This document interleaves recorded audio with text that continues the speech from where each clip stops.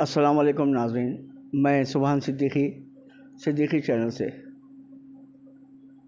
आज हम बीआरएस के सीनियर और कद्दावर नेता जिनका ताल्लुक़ नलगुंडे से है, लेकिन पूरे तेलंगाना की सियासत पर और मैं ये कहूँ तो बेजाना होगा कि हिंदुस्तान की सियासत पर एक गहरी नज़र आपकी रहती है। तो इसी सिलसिले में आज हम आपके पास चंद सवालात जो तेलंगाना की आवाम के जहनों में गश्त कर रहे हैं, उन्हीं सवालात के जवाबात के लिए आज हम यहाँ पर हाज़िर हुए हैं। तो बात करते हैं मोहतरम अनीस मुक्तदी साहब से। साहब, सबसे पहले तो मैं आपका खैर मक़दम करता हूँ सिद्दीकी चैनल में और वक्त देने के लिए शुक्रिया अदा करता हूँ। अस्सलाम वालेकुम जी, फरमाइए क्या करने का है। मतलब पहले तो आपका भी हम ये करते क्योंकि आप ख़ुद भी जो है हमेशा पब्लिक इश्यूज़ पे आप हमेशा फर्स्ट रिएक्ट होते और इमीडिएट आपके चैनल ज़रूर छोटा है, इंशाल्लाह एक ना एक दिन ज़रूर बढ़ जाएगा आपका। मगर ऐसा गौर करा जैसे उदयपुर फाइल्स आए तो आज सुबह में आपकी उसके ऊपर एक वो आ गया वाक़ई भी, कई लोगों को पता ही नहीं है जब भी इशू क्या है आपके पास आ गया। तो ये बहुत अच्छी बात है आपके पास, तो इसके हम भी जो है आप काबिल तारीफ़ भी है और आपकी मेहनत के हम शुक्रगुज़ार भी हैं। तो फरमाइए आज की टॉपिक आप क्या चाह रहे हैं। आज का अहम मुद्दा जो तेलंगाना में चल रहा है, तेलंगाना से दिल्ली तक ये सफ़र करता हुआ आ रहा है, जो बीसी रिजर्वेशन है, जो हुकूमत तेलंगाना की जानिब से और ख़ुद चीफ मिनिस्टर की जानिब से 42% का मुतालबा सेंट्रल हुकूमत से किया जा रहा है। तो क्या इसमें हुकूमत तेलंगाना कामयाब होगी सर? कामयाब होने का मतलब बीसी रिजर्वेशन की जो बिल है जो अमेंड करना चाह रही, बीसी रिजर्वेशन को जो 42% करना चाह रही, ये कामयाबी की बात ऐसा कुछ भी नहीं है। थोड़ी देर के लिए यहाँ से बिल चले गई, सेंट्रल गवर्नमेंट हाँ कर दी तो कामयाब है। सेंट्रल गवर्नमेंट जो है अगर कुछ करके उसमें टेढ़ियाँ डाली तो नाकाम है। तो बात कामयाबी नाकामी की नहीं है, यहाँ पे बात सोचने की ये है बीसी रिजर्वेशन के ऊपर जो कांग्रेस गवर्नमेंट मुसलसिल बात कर रही और लोकल बॉडी इलेक्शन से पहले हमें बिल पास करेंगे और लोकल बॉडी में इस रिजर्वेशन को इम्प्लीमेंट करेंगे, ये कांग्रेस गवर्नमेंट बताती जा रही। थोड़ी देर के लिए खैर हम अपोजिशन से है, बावजूद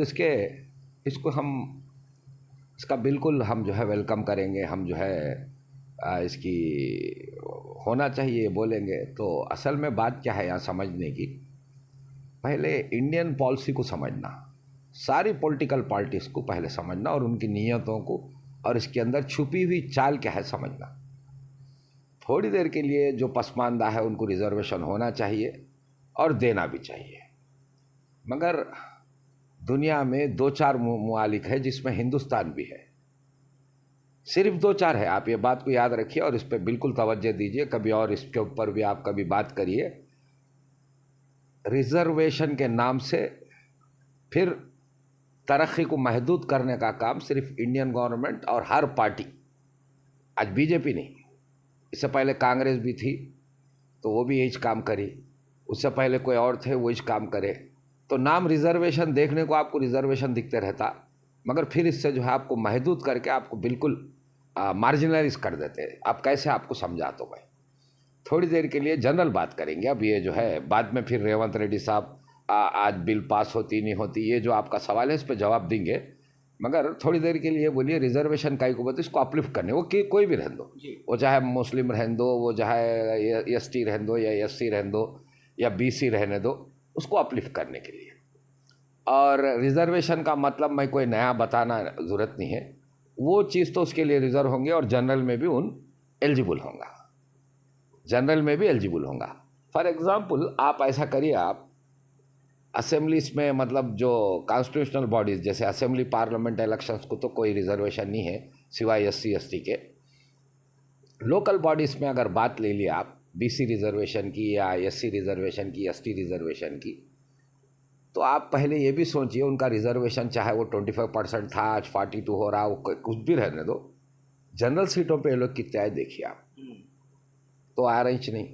एक मानो में 50% क्रॉस नहीं करना नाम से 50% के ऊपर सारे के सारे जो पावरफुल कम्युनिटीज है वो हड़प ले रहे हैं। तो ये खुद एक बुरी बात है। ये तो जो है रिजर्व इस वास्ते कर रहे हैं कि कम से कम इतना दिखना बोल के कर रहे हैं, मगर पिछले 70 साल से जितना उसको दिए उससे कुछ महदूद कर दे रहे हैं। एक बात ये हो गई जो अफसोसनाक बात है, जो बिल्कुल गौर करने की और इसको अलग से सोचने की बात है। फिर दूसरी बात, आपको रिजर्वेशन एक कम्युनिटी को डेवलप करना है तो क्या क्या चीज़ें उसको मिलना चाहिए, कि किन किन चीज़ों के अंदर उसको हक मिला, ये बहुत अहम बात है। मिसाल के वास्ते इसमें भी थोड़ी रोस्टर्स में, गवर्नमेंट एम्प्लॉयमेंट के रोस्टर्स में भी थोड़ी बहुत बदमाशी होती, मगर बावजूद उसके हम ये लेके ये समझेंगे कि गवर्नमेंट एम्प्लॉयमेंट में जितने भी पोस्टा निकलते वो बराबर रिजर्वेशन के हिसाब से, एससी रिजर्वेशन एससी को, बीसी रिजर्वेशन बीसी को, माइनॉरिटी रिजर्वेशन माइनॉरिटी को एसटी मिल जाता समझेंगे हम, अच्छे पॉजिटिव अंदाज से सोचेंगे। तो आप मेरे को ये बताइए कि गवर्नमेंट एम्प्लॉयमेंट में अगर रिजर्वेशन मिल गया तो कई प्राइवेट सेक्टर्स है, इसमें भी तो एम्प्लॉयमेंट होना ना। बिल्कुल। और कई इनकम जनरेशन सोर्सेस है, मतलब जैसा ऐसा समझिए आप, प्राइवेट हॉस्पिटल्स है, बड़े बड़े कारपोरेट, किसके है ये? कोई बीसी के है, कोई एससी के है? नहीं है ना। बड़े बड़े क्या बोलते हैं इंडस्ट्रीज है, किसी के है? नहीं है ना। मैं एस्टैब्लिशमेंट्स की बात करूं, फिर बाद में नहीं है ना। तो ये भी तो इनकम सोर्सेस है ना। कई माइनिंग कॉन्ट्रैक्ट्स है ये लोग। तेलंगाना की बात ले लीजिए, क्लास 1 स्पेशल क्लास कॉन्ट्रैक्टर्स में ये लोग हैं, बीसी है या मुस्लिम है या एससी है, और ऐसे कई शोबे हैं। जान दीजिए, ऐसा समझिए तेलंगाना के अंदर टाटा मोटर्स वालों के एक 50 शोरूम्स है, हुंडई वालों के एक 50 शोरूम्स है, और क्या बोलते हैं और भी कंपनियां हैं ना, होंडा और ऐसे बहुत कंपनियां हैं ना भाई। तो ये सब के जो शोरूम्स है, मारुति उरुति, इसमें दूसरे लोग हैं। पूरे तेलंगाना के अंदर एक मुस्लिम डीलर है और 2 बीसी डीलर है, एक भी एससी एंड एसटी डीलर नहीं है। जाने दीजिए, गैस एजेंसी से, ऐसे कई चीजें हैं। मतलब आपको गवर्नमेंट एम्प्लॉयमेंट से एक 10% का एम्प्लॉयमेंट मिल रहा, तो 90% एम्प्लॉयमेंट अदर सोर्सेज से आ रहा, वहां पे आपका कोई दखल ही नहीं है। बिल्कुल। अब ये 10% जो सोर्सेस है, इसमें आपको 50% पे महदूद कर दिया, फिर बोले कि आप तरक्की करना है। कैसे होगा ये तरक्की? कैसे होंगी? बात किसी की भी ले लीजिए, बनिस्बत पूरी दुनिया के 4-5 कंट्रीज को अगर छोड़ दिए, दूसरी जगह आपको ऐसा नहीं होता। वहाँ इक्वल अपॉर्चुनिटीज की बात होती, सारों को सारे मौके दिए जाते। ये अलग बात है, बाज मरता जो ट्राइब्स हर जगह है। हमारे को जो है इंग्लैंड में गोरा दिखा तो हम समझते हैं पूरे पढ़े लिखे गोरे समझते, वहाँ पे भी ट्राइब्स है जो बिल्कुल अनपढ़ है, जिसको कुछ भी नहीं मालूम है, खाल से गोरा है। इंग्लैंड में, न्यूजीलैंड में जो है हाका ट्राइब है, जो बिल्कुल ही हमारे पास के ट्राइब से भी और ज़्यादा बैकवर्ड है, मगर देखे तो क्या दिखेंगे, चमड़ी गोरी रहे तो हम समझेंगे ये लोग पढ़े लिखे होंगे। तो ये सबको अपलिफ्ट करना दुनिया भर का काम है, दुनिया भर की हुकूमतों का काम है। फिर जब बात आ गई तो इनके लिए कुछ चीज़ों को हर जगह अपने अपने क़ानून हैं उसके लिहाज से, मगर क़ानूनों में कई जगह के क़ानून देखने से आपको ये लगता कि इसमें थोड़ा इंसाफ हो रहा बोले सा लगता। अब इंडियन क़ानून की बात आ गई, इंडियन नियतों की बात आ गई, तो हर बात को जो है एक हिडन गेम रहता, इलेक्शन पॉलिसीज रहते, और फिर मसरूफ़ रखना रहता।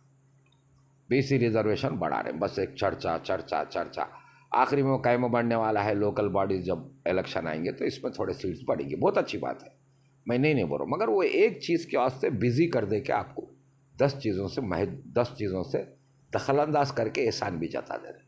ये बात सोचने की है, क्योंकि आज 75 साल हो गए हिंदुस्तान आज़ाद होके।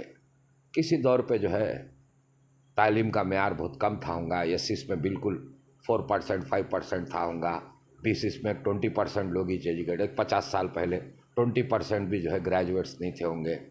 आज ऐसा नहीं है, एक मेयार बढ़ के है, सब है, मगर इन लोगों को मौक़िश नहीं है। बिल्कुल। हाँ, लिविंग स्टैंडर्ड्स थोड़े बड़े, नॉर्मल जो बढ़ते वो बढ़े, मगर फिर वेल्थ में डिफरेंस देखे। उस दिन का आला तबके वाला अगर 50 लाख का मालिक था, कोई बीसी जो है 2 लाख का था, तो ये जो है 500 करोड़ का मालिक हो गया, उन जो है 50 लाख का मालिक हो गया। तो 2 लाख से 50 लाख का मालिक बढ़ के ज़रूर दिख रहा होगा, मगर डिफरेंस 10 टाइम्स हो गया। फिर वेल्थ डिफरेंस, इसको समझना, इसको समझना। ये नहीं समझेंगे तो ये डिफरेंस आपको क्या करेंगे, बड़ा मुश्किल में लाएंगे। अब रही बात, आपका सवाल क्या था, रेवंत रेड्डी साहब कामयाब होते नहीं होते, पहले जवाब आप दीजिए, आपको क्या लगा कामयाब होते नहीं होते? चलिए हम भी समझेंगे कामयाब होना बहुत अच्छा रहता, क्योंकि आपको बीसीस में ऐसे कई बीसीस में जो है कई कम्युनिटीज़ है।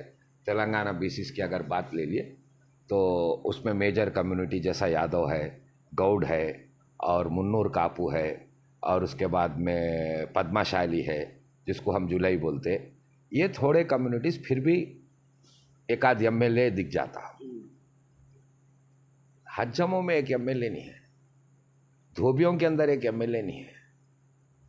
उसके बाद में ऐसे कई कैस्टा है, बलिजा में, बलिजा ने क्या कैस्ट, ऐसे कई कैस्टा है। वो लोग असेंबली कैसी रहती आज तक ख़त्म ही नहीं रखे वो कैस्ट से। और थोड़े जैसा फॉर एग्जांपल मुदिराज 18% है तेलंगाना में, उनका एक एमएलए है, एक एमएलए। कितनी अफसोस की बात है, कितनी अफसोस की बात है। कई फॉरवर्ड कास्ट ऐसे हैं जो है 5% नहीं है, 3% नहीं है, 50-50 एमएलए, 20-20 एमएलए, 10-10 एमएलए है। तो ये नाइंसाफ़ी ख़त्म होना, रिजर्वेशन के नाम से ख़त्म होना। उसके बावजूद ये रख ले कि अब लोकल बॉडीज़ जो म्यूनसिपल चेयरमैन है, जो ZPTC है, मंडल पर, उसमें भी देने के वास्ते नीचे ऊपर हो रहे हैं, ये बिलों में बिजी रख दे रहे हैं। ये बड़ी अफसोस की बात है। और इससे क्या होगा,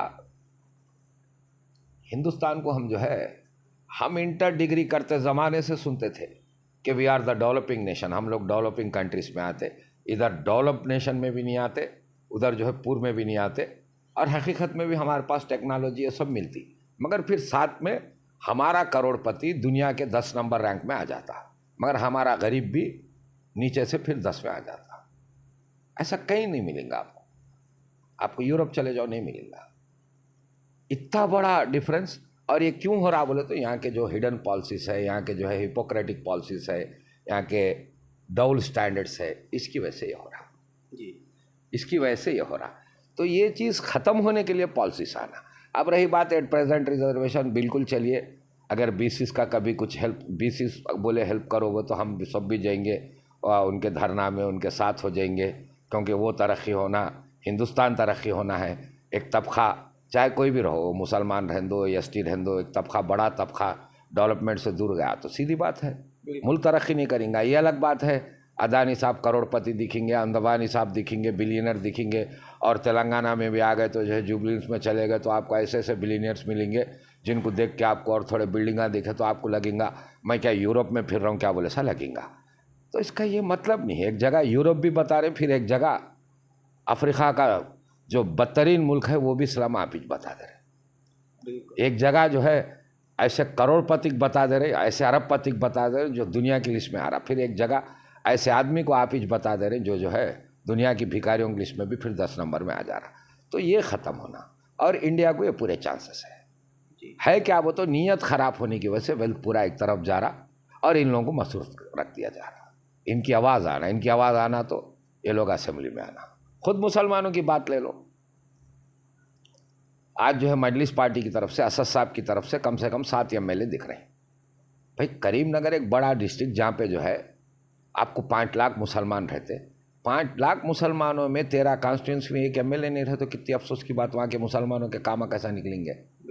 थोड़ी देर के लिए महबूब नगर का पॉपुलेशन जो है 16% डिस्ट्रिक्ट का, आपको से देहात को जाओ मुसलमान दिखते रहते, और वहाँ का भी जो है करीब 5.5-6 लाख का मुस्लिम पॉपुलेशन पूरे डिस्ट्रिक्ट का। बोल रहा हूँ एक कॉन्स्टिट्यूंसी में नहीं होंगे, मगर पूरे डिस्ट्रिक्ट पे है। तो आप एक कॉन्स्टिट्यूंसी में जो है 50% नहीं है ना, हम नहीं देते बोले तो कैसा होगा ये। आदिलाबाद चले गए 16-17% पॉपुलेशन, निज़ामाबाद चले गए 16-17% पॉपुलेशन, एक एमएलए नहीं दिख रहा। नालगोंडा चले जाओ एक एमएलए नहीं दिख रहा। बड़े बड़े डिस्ट्रिक्ट्स एक एक डिस्ट्रिक्ट का पॉपुलेशन है। अब बोले कॉन्स्टिट्यूंसी में होना बोले तो अब लाके जो है हर जगह एक पाकिस्तान बना नहीं सकते ना। चलो भाई एमएलए बनना है पूरे लोग एक जगह आ जाओ, ऐसा तो नहीं कर सकते। तो इसके लिए पॉलिसीज आना, इसके लिए रिजर्वेशन नहीं बल्कि इक्वल अपॉर्चुनिटीज होना पड़ता और कुछ और पॉलिसीज होना जो आज जो है दुनिया भर में इम्प्लीमेंट हो रहे हैं। ये अगर होगा तो सबको इंसाफ मिलेगा। मैं मुसलमानों की तो आपको मिसाल दिया, यही हाल एससी का है, यही हाल एसटी का है, यही हाल जो है बीसी का है। अब एससी एसटी की बात क्या हुई, क्योंकि उस वक्त अम्बेडकर साहब एक शर्त लगाए थे, उस शर्त की वजह से उस दिन उनको पार्लियामेंट में रिजर्वेशन मिल गया, कॉन्स्टिट्यूशनल बॉडीज़ में मिल गया। फिर भी वो लोग वहाँ की हद तक दिख रहे हैं, मगर फिर डेवलपमेंट में नहीं दिखेंगे आप। चलिए 70 साल पहले अगर एससी कम्युनिटी से एमएलए बना, 70 साल पहले भी एमपी पाबंदी से बने और उनकी तादाद के तो भी कहा उनका कोई कार शोरूम नहीं है, उनकी कोई मेजर इंडस्ट्री नहीं है, उनका कोई बड़ा यूनिवर्सिटी कॉलेज नहीं है, उनका बड़ा दवाखाना नहीं बना सके। वो लोग वेल्थ के ऊपर आज भी कमांड नहीं ले सके। कमांड तो दूर की बात, उस पॉलिसी मेकर में नहीं आ सके वो लोग। तो यहाँ समझना ये क्या चीज़ है जो हमारे को रोक रही है और क्या बता के हमारे को मसरूफ़ कर रहे हैं, ये बात को हम समझते हैं। नहीं वो तो है, लेकिन जो हुकूमत अब चीफ मिनिस्टर साहब सेंट्रल हुकूमत से मुतालबा कर रहे हैं, लेकिन जो उनके हाथ में है, जो यहाँ कर सकते हैं, उसमें भी कोताही बरती जा रही है। जैसा एक कैबिनेट में कोई मुस्लिम नुमाइंदगी नहीं है, उसके ऊपर आप क्या कहें? बात तो फिर ये भी तो नीयत की है। मैं आपको जो है, खैर आप जैसा डायरेक्ट सवाल है आपका, मेरी भी सारी बात वही थी ना जी। मेरी भी सारी बात क्या थी, शुरू में आपको ये बताया कि इकोनॉमिकल अगर पॉलिसीज़ देखें, एम्प्लॉयमेंट पॉलिसी 10-10 किस्म का एम्प्लॉयमेंट है, एक कि सब कुछ छोड़ के एक गवर्नमेंट एम्प्लॉय में मैं आपको रिजर्वेशन बता दे रहे, एजुकेशन में बता दे रहे, उसके बाद लोकल बॉडीज़ में बता के ख़त्म कर दे रहे। मैं इसमें क्या हुआ, ये क्या हुआ पूछा। अब इसमें भी उनकी नीयतें ख़राब है, बोला मैं इसमें भी नीयतें ख़राब है। तो आपका सवाल वही है, फिर उनकी नीयत यहाँ दिख रही। आज 2 साल हो गए तो एक मुस्लिम मिनिस्टर नहीं है, तो यहाँ उनकी नीयत दिख गई। और रही बात कई और जगह, टिकट चाहे तो दे सकते, रिजर्वेशन बगैर ये नहीं बोलेंगे वो, चाहे ना मैं TRS से हूँ, हमारी भी पार्टी नहीं बोलेंगी भाई रिजर्वेशन आओ मत आओ, अब की दफ़ा हम जो है 20 को 50% टिकट दे देंगे, रिजर्वेशन आओ मत आओ, हम मुस्लिम्स को जो है 10% टिकट दे। ये तो तुम्हारे हाथ में है ना। बिल्कुल। तो यह नीयत यहीं दिखेंगी ना आपको, दिखेंगे ना। हो सकता पहली मरता हारेंगे, सेकंड टाइम आपको भी एहसास होगा, मेरे को भी एहसास होगा, अरे बेचारा जो है हमारे को रिजर्वेशन का वहाँ सेंट्रल गवर्नमेंट नहीं भी दिए तो ये लोग जो है टिकट्स दे के बताए, कल से इनका साथ देना, बोलेंगे नहीं बोलेंगे हम। तो नीयत यहीं है, आपको मसरूफ़ रख देना चाह रहे हैं और इसमें कोई अलग नहीं है। यहाँ पार्टियों के नामा बदल रही मगर जहनीत जो है वही रह रही। इंडियन फॉरवर्ड कम्युनिटी की जहनीत हमेशा क्या है बोलते, इनको हमेशा ग्रिप में रखना, हमारे वो रखना, वो जहनीत रह रही। और वो जहनीत आज इतनी ख़राब हो गई, हालांकि इतनी ज़रूरत नहीं है उसको, उनको ज़रूर इख्तिदार में उनका भी हिस्सा होना और वो लोग बहुत एडवांस है तो 1-2 पैसे बढ़ के होना, मगर सारे का सारा होना, ये जहनीत ख़राब है। 100% इक्वालिटी, जैसे मैं कई और दुनिया में अच्छा कानून है बोला, तो वहाँ पे भी 100% इक्वालिटी नहीं रहती, थोड़ी बहुत इंच नहीं रहती। यहाँ ज़मीन आसमान का फ़र्क कर दिए, ज़मीन आसमान का फ़र्क कर दिए और एक आध चीज़ के ऊपर महदूद करके रख दिए। इस वास्ते जो है इसके ऊपर बिल्कुल ये होना चाहिए और एक को एक हेल्प कर लेना चाहिए। वो चाहे BC रिजर्वेशन रहने दो, वो कोसा भी जो है डेवलपमेंटल एक्टिविटी या इक्वल अपॉर्चुनिटी कुछ भी रहने दो, या एम्प्लॉयमेंट रहने दो, या कल्चरल डेवलपमेंट रहने दो, बिल्कुल ये होना चाहिए। वरना क्या होगा, आप अगर BC के साथ रिजर्वेशन की बात करें तो उनके साथ आप हमदर्दी नहीं जा रहे हैं, हिंदुस्तान की जो है अब बका के लिए काम कर रहे हैं। मुस्लिम रिजर्वेशन की आप बात करें तो उनके साथ हमदर्दी नहीं जता रहे, हिंदुस्तान की तरक्की की बात कर रहे हैं। अगर आप SC ST को डेवलप करना चाह रहे हैं तो आप उनके साथ हमदर्दी नहीं कर रहे, हिंदुस्तान को तरक्की में देखना चाह रहे हैं, सुपर पावर बनाना चाह रहे हैं। यहाँ का एक तबका परेशान, खाने के लिए परेशान, पानी के लिए परेशान, 100 रुपये बराबर उसको कुली नहीं मिलेंगी, तो हम कैसा सुपर पावर बोलेंगे और कैसा हम नाक उठा के फिरेंगे दुनिया में। तो ये बात आप जो है ऐसा सोचो, यहाँ पे क्या एहसान जता ऐसा सोचा जा रहा है, ये जो गलत बात है। बिल्कुल। तो चलिए आपका सवाल जो है, इन्हों जो करना चाहिए, हम भी बोलेंगे कि भाई हमारे क्या नाम रेवंत रेड्डी साहब बिल्कुल से ये कर देना चाहिए और जो उनके हाथ में है बिल्कुल कर देना चाहिए। और पूरे जितने भी ऑर्गेनाइजेशंस है, वो चाहे बीसी ऑर्गेनाइजेशंस है, मुस्लिम ऑर्गेनाइजेशंस है, और SC ST ऑर्गेनाइजेशंस है, और भी जितने भी ऑर्गेनाइजेशंस है, सब एकजुट होकर ठहरना और उसकी बार बार डिमांड करना, क्योंकि आप जब तक तरक्की नहीं करेंगे तो मुल्क तरक्की नहीं करेगा। मुल्क तरक्की नहीं करेगा तो ये मुल्क की तरक्की समझ के आप आगे आइए, आपका हक मांगिए। बिल्कुल, ये तो हुकूमतों की बात रही, लेकिन हिंदुस्तान में मुसलमानों के साथ कई बार कई अंदाज से, मुख्तलिफ़ अंदाज से छेड़खानियों का माहौल चल रहा है। नित नए अंदाज से कभी किसी मौजू पे, कभी किसी मौजू पे छेड़खानी की जाती है। जैसा कि अब ये 2-3 दिन में चल रहा है कि महाराष्ट्र के हुकूमत ने मसाजिद पे से स्पीकर को हटाने का हुक्म दिया है, और कई एक मसाजिद से स्पीकर, लाउड स्पीकर हटाए भी गए हैं और बहुत सख्ती के साथ हटाए जा रहे हैं। तो इसके ऊपर आपकी क्या राय है? बहुत अच्छा सवाल है आपका। छेड़खानी रोज़ की है। आपका सवाल एक मसले का है जी, और मैं उस मसले का जवाब दे दिया तो हल भी नहीं है, या आप वो मसला उठाने से भी ये छेड़खानी नहीं रुकेगी। इसके ऊपर आप मुकम्मल एक आधा घंटा जो है, मैं खुद आपको थोड़ी बातें बोलता हूँ, इसके ऊपर आप पूरा मुकम्मल डिबेट बनाइए, क्योंकि ये बहुत अहम चीज़ है। जैसे मसलन आपको एक बहुत ही, आप जो उदयपुर की शायद बात पूछना चाह रहे हैं, जी, ठीक है, उदयपुर में जो है मस्जिद से हटा दिए, ओके। एक मस्जिद पे जो है कभी 6 महीने पहले मैं फ़ोटोज़ देखा, जाके जो है घेरुई झंडे, साफरान झंडे लगा दे रहे हैं। एक मस्जिद पे रामनवमी के दिन हंगामा मच जा रहा। फिर एक मंदिर को, एक दरगाह को जो है हरा कलर के ऊपर जो है ये कोसा घेरुई कलर मार दे रहे हैं। एक जगह बीफ के नाम से लैंचिंग हो जा रही, एक जगह जो है बहरहाल मुख्तलिफ, कभी वंदे मातरम आप क्यों नहीं बोलते बोल रहे, कभी कभी क्या बोल रहे हैं, आपको 2 बीवियाँ रहते, 4 बीवियाँ रहते बोल रहे हैं। तो एक मानो में आप पिछले 10 साल से आपको कोई ना कोई किस्म की छेड़खानी देखते चले जा रहे हैं। एक छेड़खानी आप क्या समझे, ये जो है तासुब की वजह से और पावर के वास्ते हो रहा समझे, जो बाबरी मस्जिद का मसला था।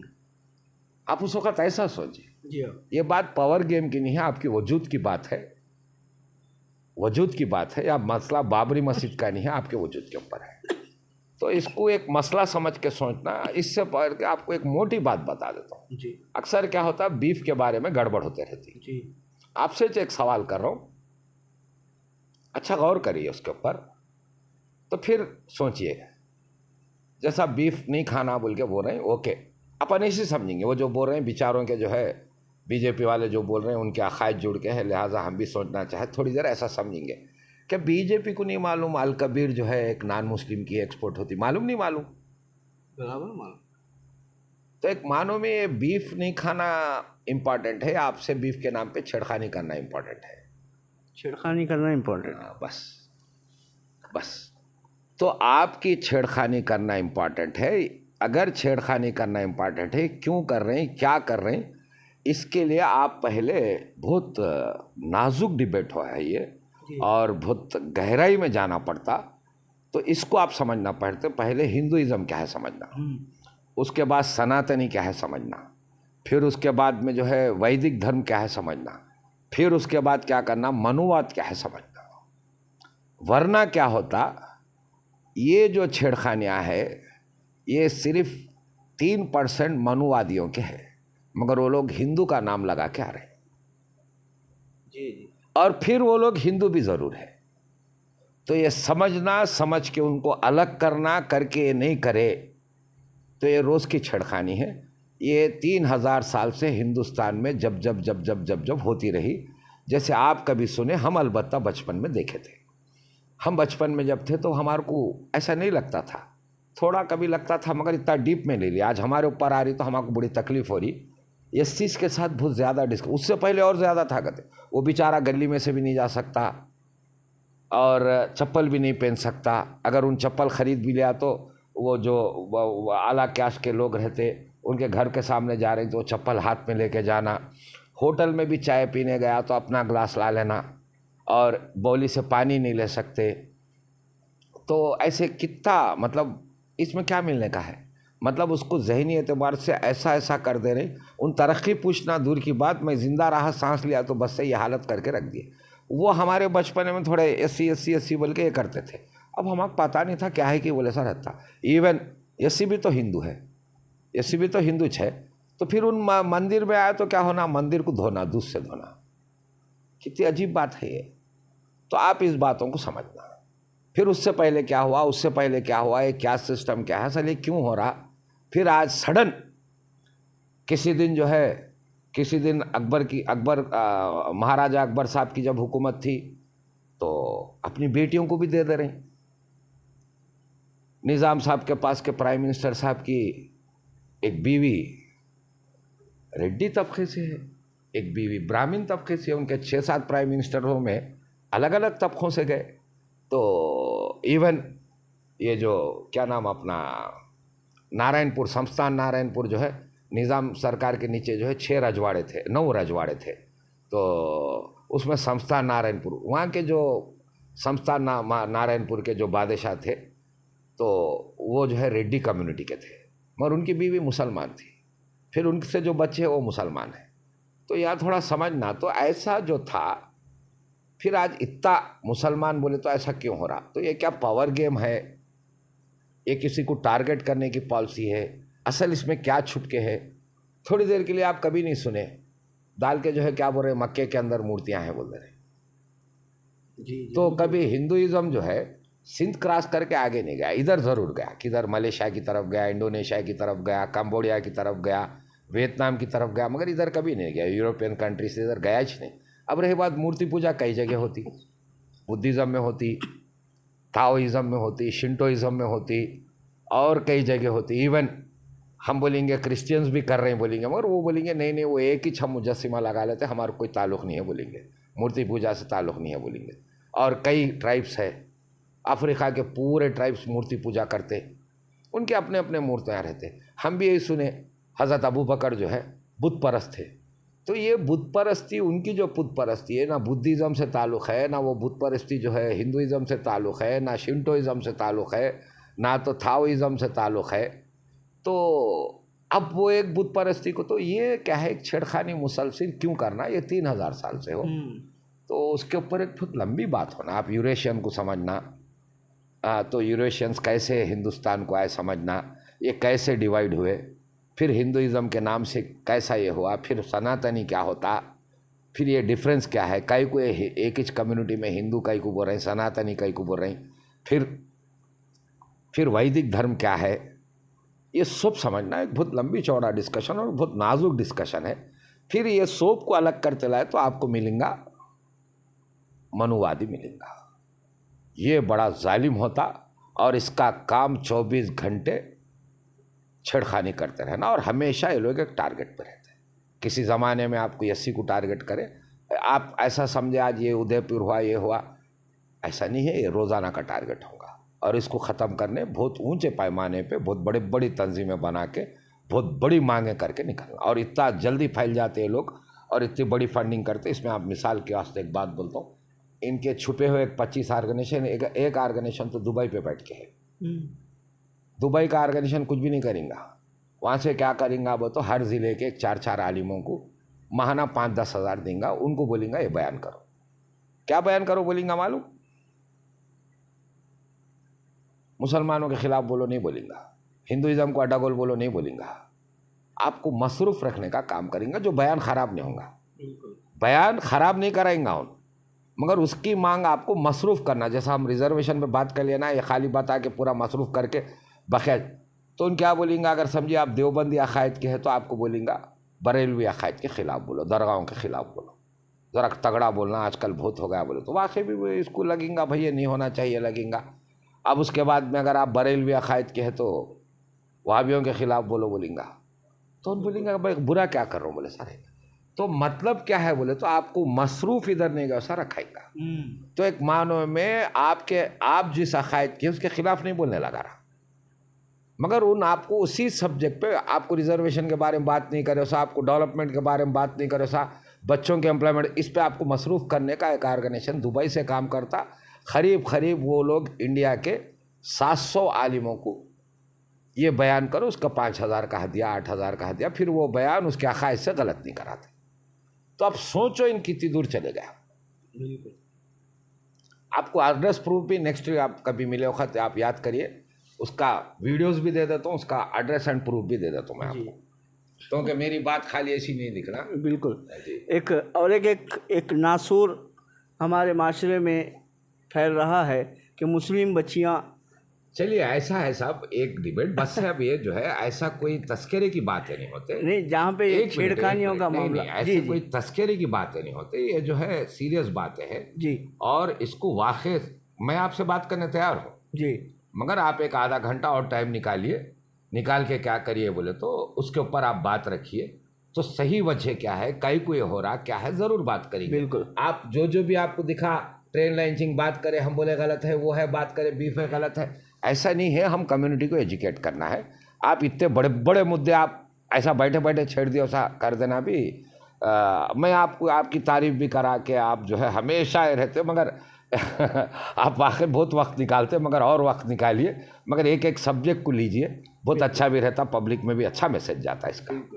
शुक्रिया। बिल्कुल, इंशाल्लाह और कई मुद्दे, बहुत अहम मुद्दे बात करने के लिए है। इंशाल्लाह फिर एक मर्तबा अनीस भाई को ज़रूर ज़हमत देंगे बात करने के लिए। हिंदुस्तान के जो मामला चल रहे हैं इसके ऊपर कई एक बात करने के लिए मुद्दे हैं। इंशाल्लाह फिर किसी मौके पर आपसे ज़रूर बात करेंगे। जब तक के लिए मुझे दीजिए इजाज़त। अस्सलाम वालेकुम व रहमतुल्लाहि व बरकातुहू।